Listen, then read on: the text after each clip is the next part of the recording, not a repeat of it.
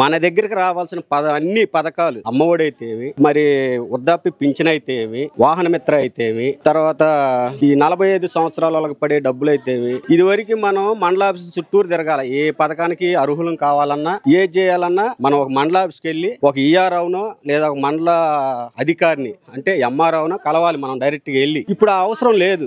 మనం డైరెక్ట్ గా మనం వెళ్ళి మనకున్న అర్హత వాలంటీర్తోనే పని లేదు. సచివాలయంలోకి వెళ్ళినా కూడా మన యొక్క అర్హతను చూసి వాళ్ళు తీసేసుకుంటారు. ఇదివరకు మనం వెళ్ళి అప్లై చేస్తే వాటిని గేడింగ్ చేసి నాయకులు వీళ్ళే అర్హులు అని పెట్టిన వాళ్ళకి మాత్రమే ఆ పథకాలు వచ్చాయి. ఇప్పుడు ఆ అర్హతలతో సంబంధం లేదు, లోకల్ ఉన్న నాయకులతోనూ సంబంధం లేదు. అంటే నేను పార్టీల పరంగా కాదు, మాకు జరుగుతున్న న్యాయం ఫస్ట్.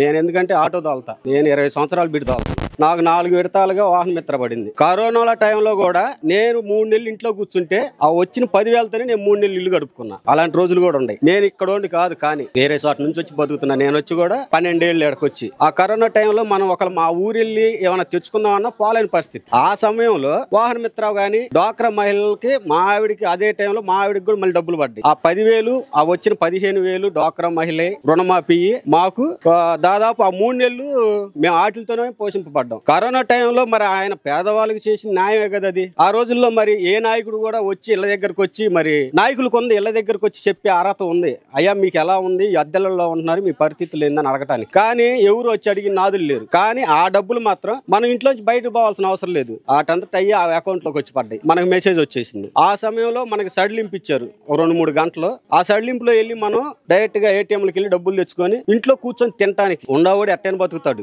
లేనోడు మధ్యతరగతి రోజువారి పని చేసుకునేవాడు ఇంట్లో కూర్చొని బతకాలి అంటే ఆ టైంలో ఆ డబ్బులు చాలా ఉపయోగపడ్డాయి. ఒకళ్ళు ఎవరైనా తీసి పక్కన నోకండి, నా పరంగా నా కుటుంబ పరంగా బాగా ఉపయోగపడ్డాయి. మరి ఆ సమయంలో మరి ముసలోళ్ళు అదే టైంలో గనక సచివాలయాల దగ్గరికి వెళ్ళి డబ్బులు తెచ్చుకోవటం అయితే చాలా మంది చచ్చిపోయేవాళ్ళు. ఆ టైంలో కూడా వాలంటీర్ల దగ్గరుండి ఇంటికి వచ్చి డబ్బులు తీసుకెళ్లి వాళ్ళ చేతిలో పెట్టిన రోజులు ఉన్నాయి. మరి వాళ్ళ ప్రాణాలకి కూడా గవర్నమెంట్ గ్యారెంటీ ఇచ్చి వాళ్ళని వాళ్ళ ఇళ్ళకి పంపించింది.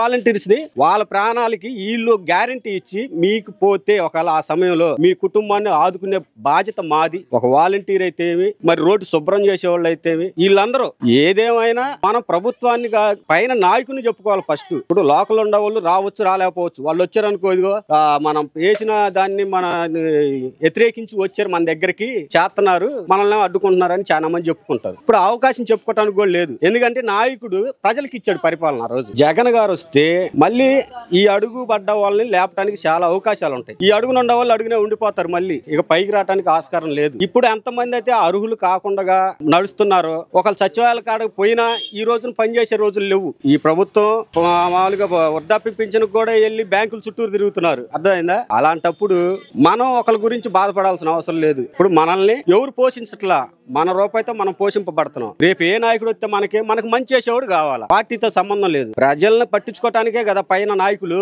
అలాంటప్పుడు ఆ ప్రజలను పట్టించుకోలేనప్పుడు ఆ నాయకులు ఎందుకు? అది నేను చెప్పేది. ఇక అంతకు మించి ఇంకేముండిద్దండి. పైన నాయకుడు గెట్టోడైతే ప్రజలకు మొత్తం అందుతాయి. పైన నాయకుడు గెట్టోడు కాకుండా లోకల్ నాయకులకు అప్పచెబితే ప్రతిదీ పేదవాళ్ళ దాకా రాదు. పేదవాడికి అందాలి అంటే పైన నాయకుడు గట్టిగా ఉండాలి. ప్రభుత్వం పరంగా అంటే మనం పార్టీలను తీసుకోకూడదు, నాయకులను తీసుకోవాలా. లోకల్ గాని పైన అధిష్టానం గాని. అధిష్టానం వచ్చేసరికి పని చేయాలంటే పైన గట్టెడై ఉండాలి. జగన్ గారి పరిపాలన ఎందుకంటే నేను ఎప్పుడు మాట్లాడలేదు వీటిలో తడబడ